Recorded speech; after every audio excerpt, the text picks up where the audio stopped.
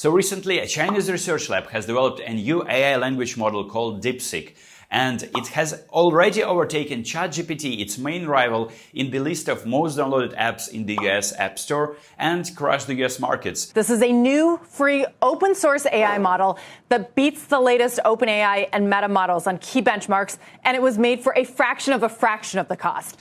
Look, I'm not here to talk about how the entry barrier to the AI assistance applications is shrinking now.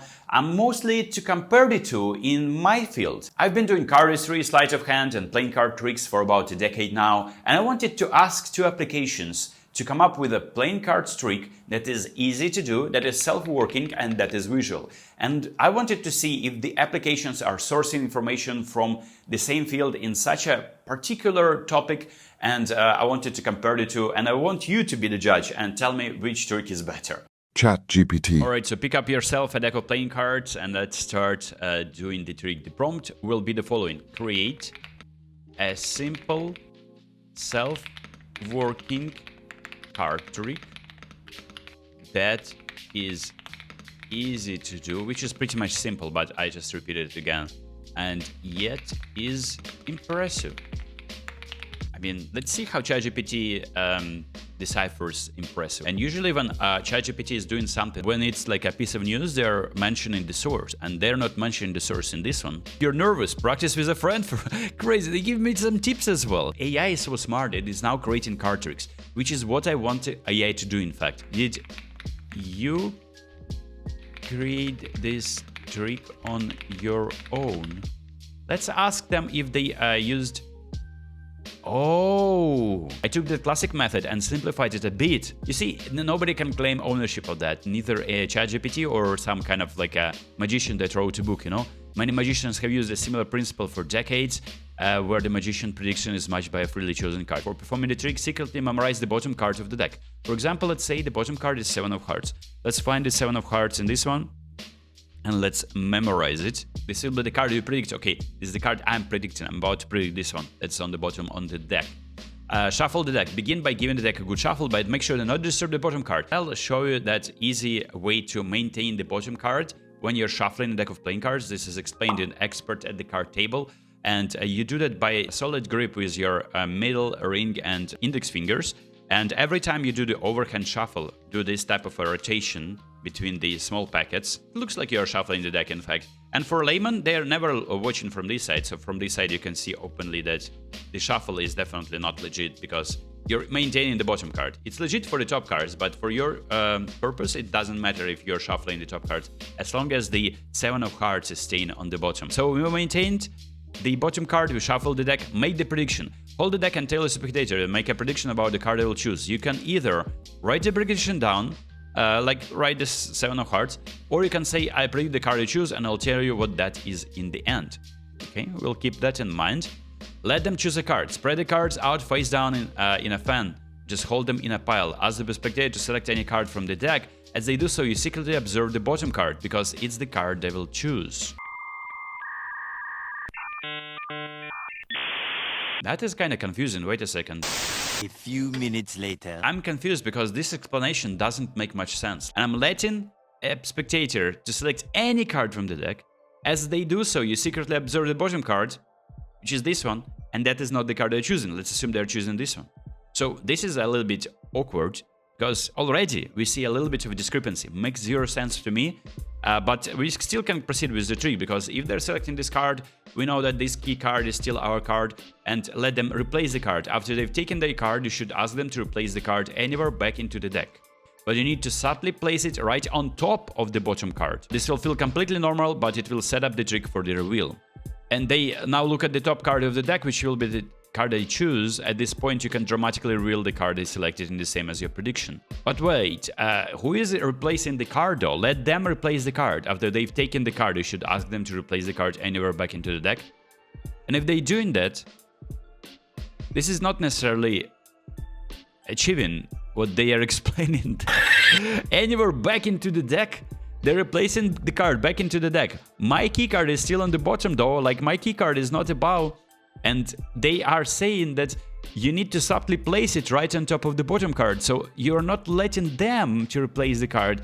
you need to replace the card on your own. Well, don't worry, I'm here to share an idea how to do that. Maybe you can ask the spectator to say stop any moment, right? They say stop, and you say, look, I'm doing this, just place your card, right? You cut the deck, you allow the spectator to place the card, you place it on top, and you say, look, I can even shuffle the cards a little bit, and you can actually do a little bit of a shuffle, right? And even after you did the shuffle, you are still ensuring like that small shuffle isn't really disturbing these two cards that are now together.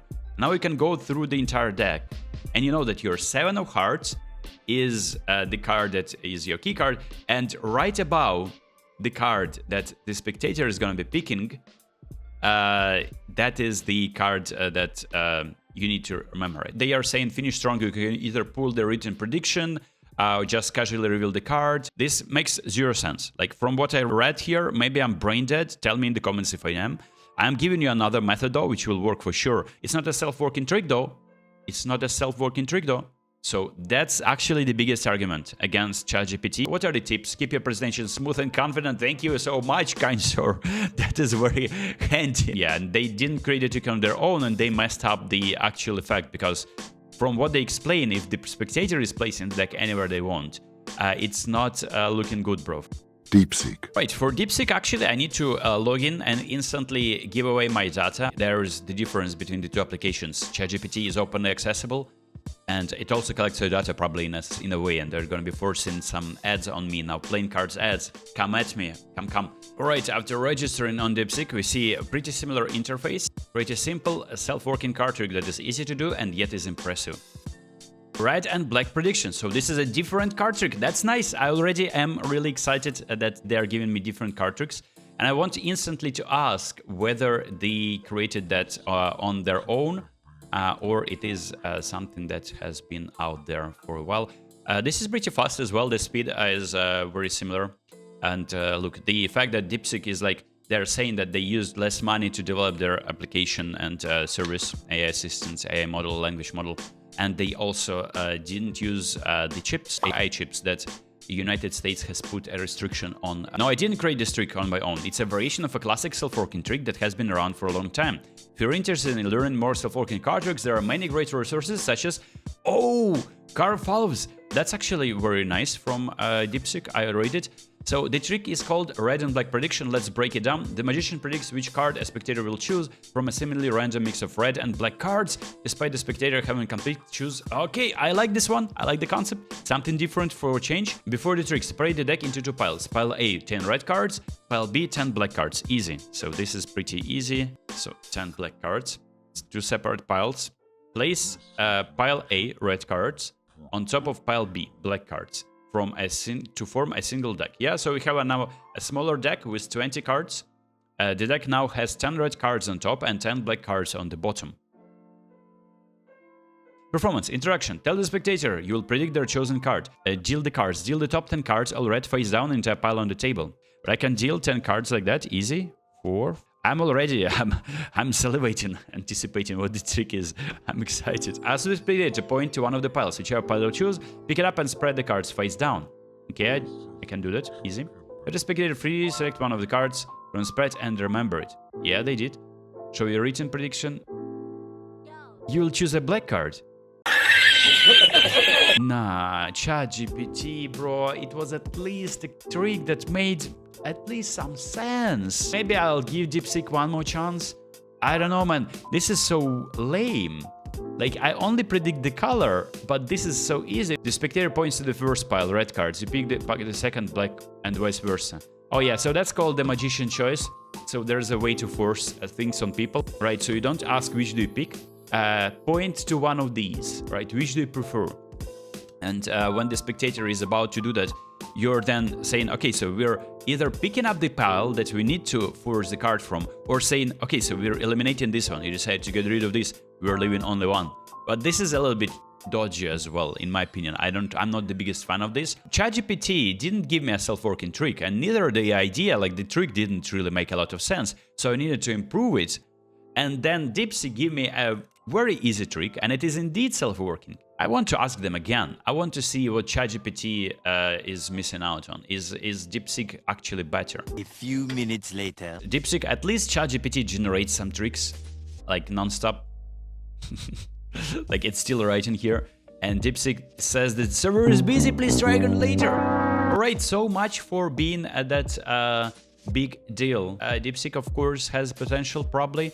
And if I'm asking about like Tiananmen Square protests, I'm going too far probably. I'm not going to be doing that right now. Pretty lame for both of the applications, but ChatGPT, in my opinion, has gotten a slight edge. Trick was supposed to be impressive, and DeepSeek's understanding of impressive. Also, the server is busy. So I hope you enjoyed this video. Make sure to pick up some of our playing cards. The soft launch has just started, and it would mean the world to us if you support us like this. And yeah, that is pretty much it. I hope you enjoyed this video. Much love. До побачення.